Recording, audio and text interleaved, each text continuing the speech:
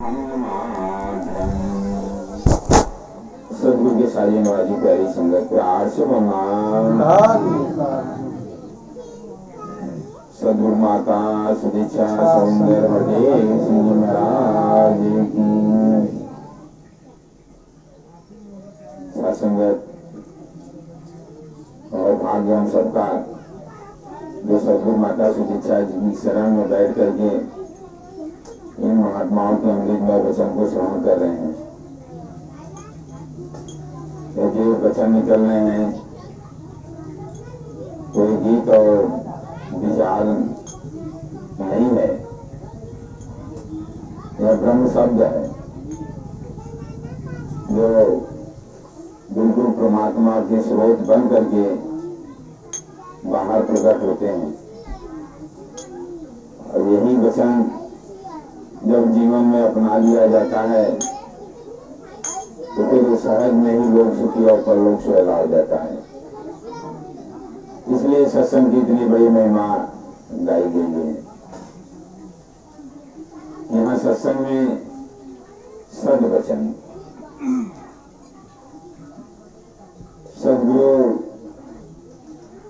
निरंकार परमात्मा साक्षी है। जब इंसान ऐसे दर पर बैठ करके महापुरुषों के वचन को अमल नहीं करता तो फिर साथ संगत उसका जीवन, उसका मन, उसका शरीर कहाँ रहता है? फिर तो कहीं वो ठेके की दुकान पर या तो फिर कहीं बुराई की तरफ रहता है और उसी में अपना जिंदगी गुजार देता है और इस अमोलक जीवन को इनमें ऐसे ही गंवा देता है। जब इन वचनों को अपने जीवन में आत्मसात करता है, संत महापुरुषों के वाणी पर अमल करता है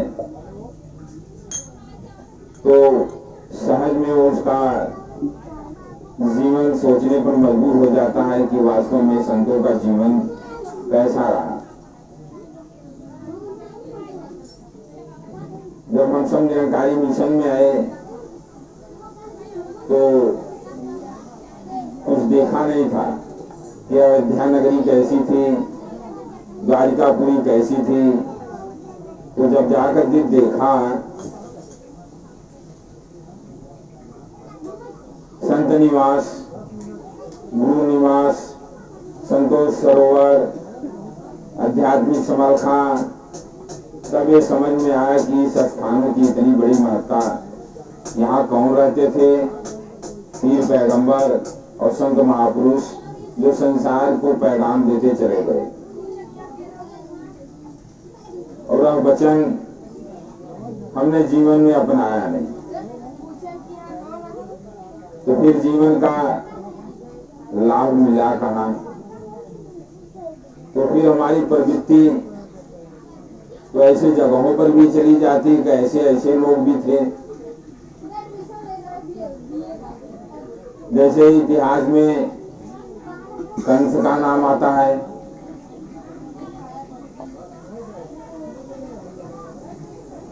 वो भी तो शरीर में रहा, उसके पास तो निर्मल बुद्धि थी लेकिन यह चेतना जागृत नहीं थी। अपने पिता को ही मार करके कैद खाने में डाल दिया और आज सिंहासन में बैठ गया।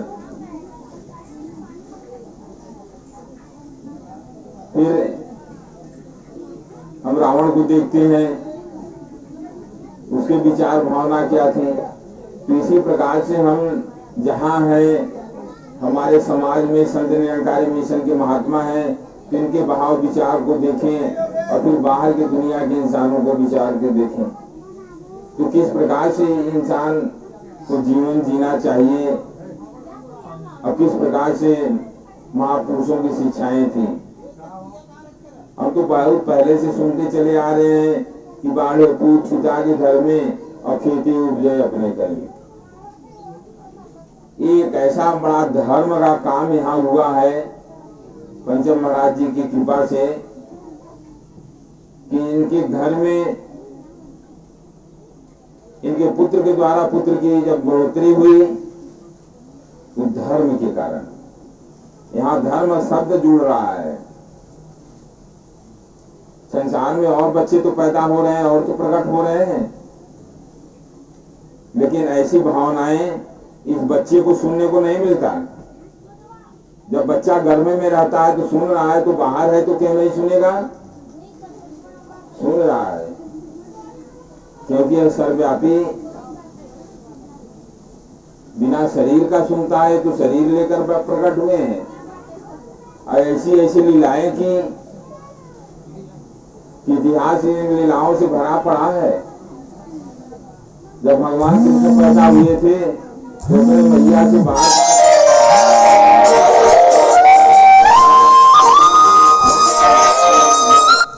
मैं नहीं माखन खाया हूं, भले सब लोग कह रहे हैं, लेकिन तू भी कह रही है मैं नहीं खाया हूं। अरे जो खाया है उसको पहचान मेरी मैया। अरे हमको तो दिन भर गया चराने के लिए भेज दी, मैंने कब खाया माखन? मैं नहीं खाया हूं, बार बार कह रहा हूं कि मैं नहीं खाया हूं। जो खाया है उसको जान दो। ये बचपन की लीला है। क्या क्या लीलाएं उन्होंने की कि दुनिया दंग हार गई। इसी प्रकार से जब राम आए, वो भी घर में बच्चा प्रकट हुआ है, जिसको हम कहते हैं कि प्रकट भये दीन दयाला, दीनों का दया करने वाला। और जब बच्चा पैदा हुआ घर में, तो माता क्या कर रही है? पूजा पाठ के लिए प्रसाद बना करके जा रही है मंदिर में। ये नहीं जान पावत है कि हमारे घरे प्रकट के भुआवा, ये प्रकट भुआवा, ये पहचान हासिल नहीं हो पाई। तो राम सोच रहे हैं कि एक दिन भैया जब प्रसाद बना करके हमको मेज घस के पालना में सुला करके जाएगी प्रसाद बनाने, तब तक वो नहा कर आएगी, तब मंदिर जाएगी, तो हम बढ़िया से जाकर चख लेंगे। बालापन की बुद्धि, चेतन सत्ता है निरंकार का, न बड़े हाथी की शरीर देखता है, न चींटी के शरीर देखता है, अपना काम करता है। तो इस प्रकार से वो सोचे। और मैया गई मीज घस के पालना में सुला करके कौशल्या, और नहाने धो करके जब आई, रसोईया में प्रसाद बनाकर गई थी। जब आई तो देख रहे हैं सही में प्रसाद वो चख रहे हैं राम, छोटे से बालक में। अब वो मैया सोचने लगी कि अभी हम इनको पालने में सुलाकर आई हूं, ये कैसे रसोईया में आ गए? तो वो चक्कर खाकर गिरने लगी। और तब तक राम होश में कर दिए कि देखो मैया पालने में वहां भी सोए हैं, पालने में भी राम है, अब यहां रसोईया में भी चख रहे हैं। तब और चक्कर काटने लगी, उसको और घबराहट होने लगा। यहां वहां दुई बालक देखा, अरे मति भरम बहा का विषय था, मेरी मति भरम में पड़ गई। दोनों जगह बालक मैंने देख रहा हूं राम को।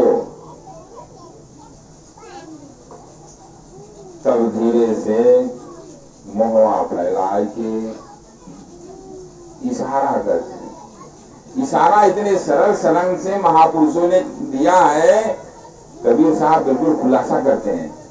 कबीरा ले लुआठी हाथ, लुआठी निरंकार की कहते हैं, जौन जगह था। ले लुआठी हाथ, ब्रह्म ज्ञान की रोशनी लिया हूं मैं, जो घर फूके अपना चले हमारे।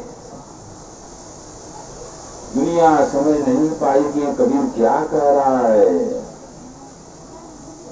इसी प्रकार से जब इशारे के द्वारा राम ने दर्शन कराया, अरे वो तो थर थर कांपने लगी। क्यों भागने लगी कि उन्होंने वरदान में प्रभु को ही मांगा था। इतनी घोर तपस्या की थी, जब भगवान प्रकट हुए तब वो खुद अपने जुबान से कही थी कि प्रभु हमें आप जैसा भगवान चाहिए, आप जैसा पुत्र चाहिए।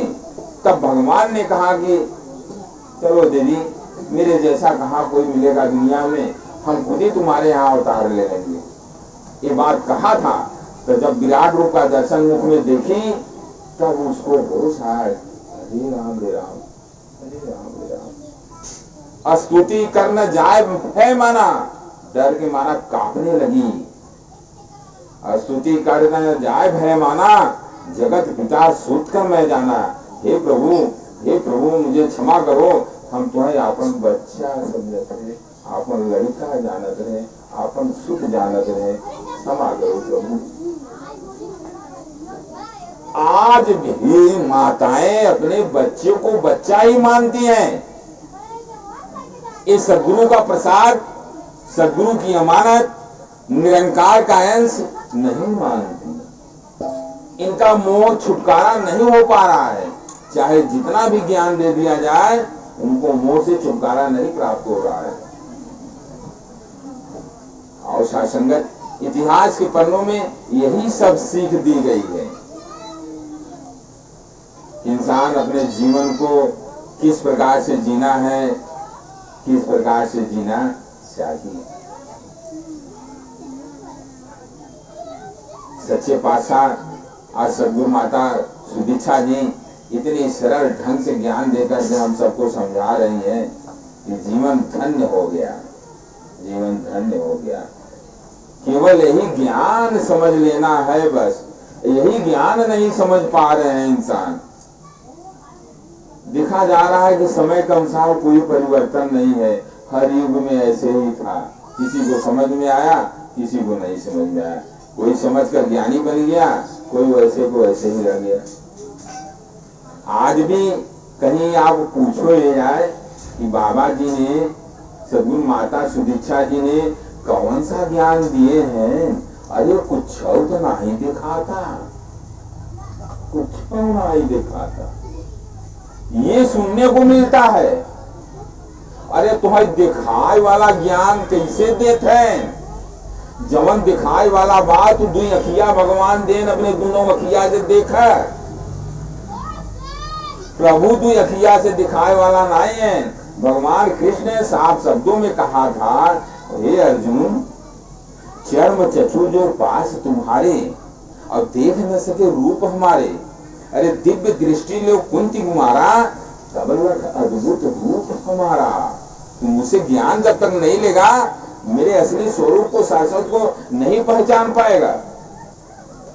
आज भी इंसान बस ये चमड़े की आंखी से इस निरंकार प्रभु को देखने की कोशिश कर रहे हैं। कैसे उनको समझ में आए? और शासंगत पुराने इतिहास में जब हम लोग पढ़ते थे स्कूल में, भाई बचपना था, बचपना की क्या बुद्धि, जैसे मास्टर साहब पढ़ाते थे वैसे पढ़ते थे। और जब डिप्टी साहब आते थे तो बड़ा बच्चे डर के मारा कांपने लगते थे। मास्टर भी होशियार हो जाते थे, कहीं डिप्टी साहब कोई ऐसा ध्यान न दे, कोई पूछ न बैठे ऐसी बात। तो एक बार की बात है, मास्टर साहब आए, बैठे स्कूल में, बच्चों से पूछ रहे हैं, शिव का धनुष किसने तोड़ा? तो बच्चा डरना है, बोला मास्टर साहब, अरे सर जाने तो दूसरा बन जाएगा, कोई बच्चा तोड़ दिया होगा। ऐसी स्थिति थी, सीधे स्पष्ट में कोई नहीं कह पाया, अरे शिव की धनुष राम ने तोड़ा। आज भी ऐसी स्थिति है कि पूरे विश्व में बाबा जी को कहना पड़ा, भाई हमारे भगत अंगुलियों पर गिने जाएंगे। बताइए, ज्ञान तो सारी दुनिया को बांटा जा रहा है, सारी दुनिया को बांटा जा रहा है। और बाबा जी का ये संदेश भी था कि कोई संसार का प्राणी बिना इस ज्ञान को लिए रुखसत न होने पाए, सबको ज्ञान दिया जाए, लेकिन समझ नहीं। क्यों नहीं समझ? यही बात जो है कि भगवान कृष्ण से नारद पूछ रहे हैं कि प्रभु माया का है, तनी से हमें बताओ, माया का है। रहा दे सबके चक्कर में मत पड़ा है, माया के चक्कर में अगर पड़ी है तो खाली माया का नाम ले मार फंस जावे। ब्रह्म और माया में इतना अंतर बा कि ब्रह्म आपका चेतन सत्ता है और माया का अस्तित्व है ही नहीं। एक भ्रम है, एक भ्रम, और जिसके जीवन में भ्रम समा जाता है उसकी जिंदगी बर्बाद कर देता है। भ्रम, अंधविश्वास, और यह सबसे ब्रह्म से छुटकारा सद्गुरु दिला देते हैं। नहीं माने जिद करे लगे, बताओ प्रभु कहन अच्छा ठीक बा, चला अब ऐसे रास्ते पे ले जाएंगे जहां पानी न जल्दी मिले, रेगिस्तान का रास्ता पकड़ा दिए। रेगिस्तान में पानी कहाँ मिले? चला माया दिखे चला था ना, चला। तब थोड़ी दूर जब गए तो कृष्ण जी कहें, नारद हमको प्यास लगी है, पानी लाओ। अच्छा महाराज, आदेश भगत बना है तो आदेश का पालन करोगे? आदेश, अच्छा महाराज, चल ध्यान खो जाए। भगवान की चाहत रहे कि तू जा, पहले हमारे लगवा से जा, खो जाए, जा ध्यान खो जाए। रही स्थान में पानी कहाँ मिले? घूमते घूमते एक कुआं दिखा, एक महिला पानी भरत रही। पानी इतनी देर के बाद खुदे उन्हें प्यास लग गई, खुदे ही पानी पिए चक्कर में पड़ गए। पी नहीं, जब दिमाग होश में भा तो करे पीछे पीछे घरे जाएगा। जब घरे पहुंच गए, घरे एक के बाप भर रहा, ओकरे लग के बैठ गए, दुखा सुखा होने लगा। बाबूजी चल रहे हैं? हाँ वे चल रहे हैं। ये बिटिया तो हार है? हाँ। अरे हमारा भी हवा कहा कह देता, हम तू 3 जने हो जाए। अरे ठीक बा भैया, ऐसे बढ़िया खावा। अरे हमारा अवस्था कमजोर हो गई बा, तू अपन यही दे बिया के दे रहे लगे। कुछ दिन बहुत कुछ दिन बीता था। आंधी आया, तूफान आया, बरसात आया, कुलचित देखे पड़ता ने जीवन में। जब गृहस्थी में फंस जावत है, बाढ़ आई गए। जब बाढ़ आई गई तो कुल चीज बहाता, कुल चीज बहाता। मेहरारू के बचाव में अपना बह गए। मेहरारू का हाथ नहीं लगी, वो जाए के किनारे लगे। जब एक किनारे लगे तो भगवान कृष्ण जी वहां पहुंच गए। अरे नारद, हमको प्यास लगी है, कहाँ थे इतने दिनों तक, पानी नहीं लाए? तो कहत कहाँ है? हाय माई, हाय बप्पा, हमारे मेहरारू कहाँ गए? यह रटत है। उनके अब दूसरा कुछ नहीं सुझाता कि अरे हमें भगवान पानी आने के लिए भेजे हैं, हम पानी भुलाएंगे। ये कुछ होश नहीं बा। रात दिन भगवान के संगे रह के माया चले है, देखे। रात दिन ब्रह्म के संग अंग संग रहा संवरिया, हमको खबरिया ना रही। जब नहीं रही तब नहीं रही, और अब जब हो गई तब कैसे है?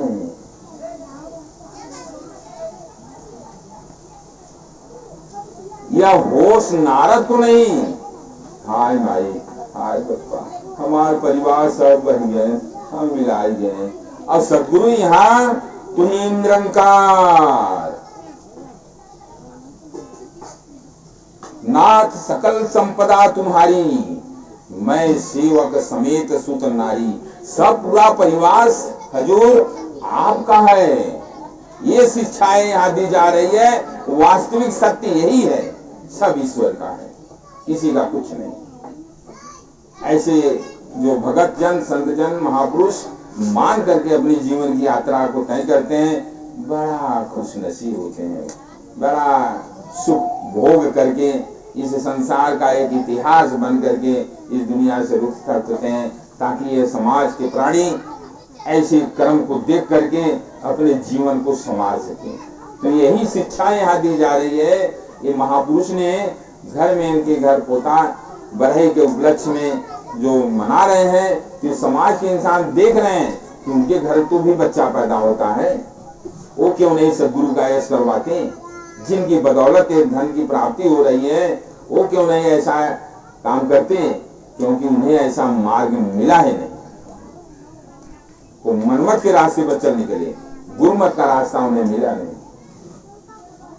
अब गुरुमत का रास्ता ऐसा होता है जो तार देता है आपको, और मनमत का ऐसा रास्ता है जो डूबो देता है। अंधकार और ज्ञान में जीवन व्यतीत करके जीवन को नष्ट कर देता है।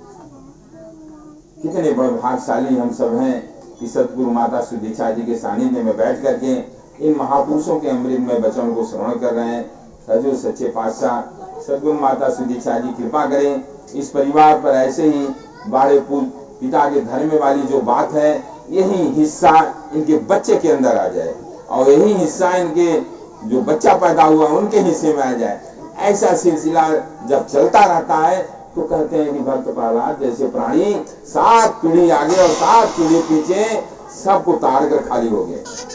इतिहास में नाम मिलता है कि इनके परिवार में ऐसे ऐसे भगत पैदा हुए, ऐसे ऐसे वीर राजा पैदा हुए भगत प्रहलाद के खानदान में।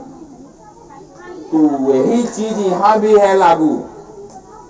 शहंशाह जी अवतार बाड़ी में एक शब्द लिखते हैं, अगर गुरु के वचन पर विश्वास है, इन वचनों को भी तो मानना पड़ेगा। वह राजा है सब सृष्टि का, चाहे त्रेता हो, चाहे द्वापर हो, चाहे सतयुग हो, चाहे कलयुग हो, वह राजा है सब सृष्टि का।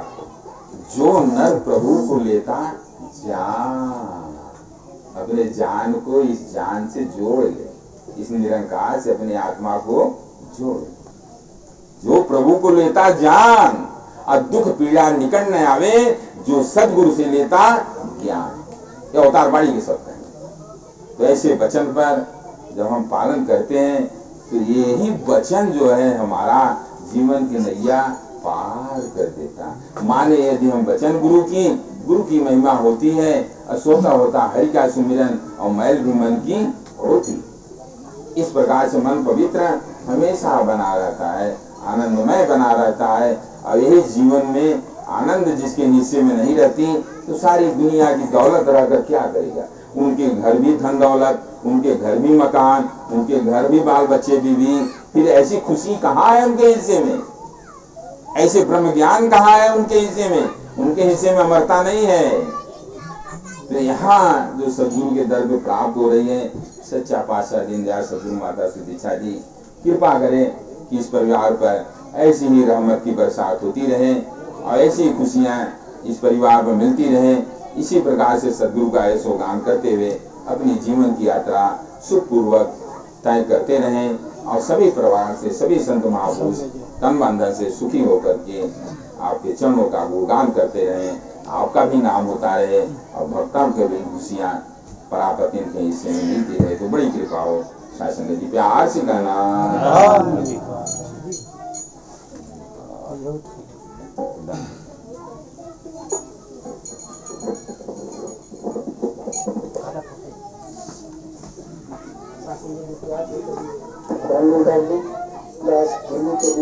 महात्मा राम लगे जी को काम कर रहे हैं, अरदास कर रहा है, ये धोने से आशीर्वाद प्राप्त करेंगे। प्यार से कहिए।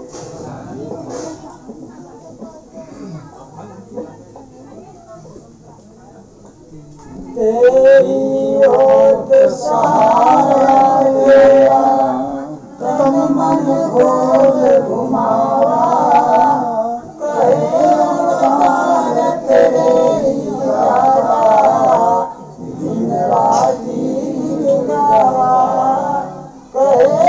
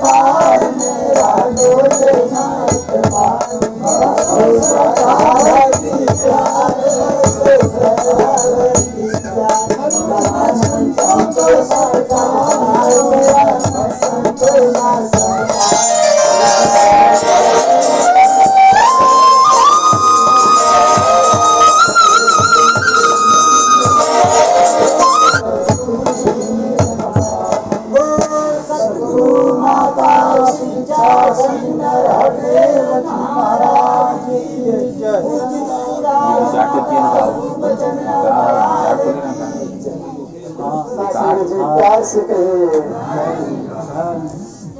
काहे व्हाट्सएप फोटो भी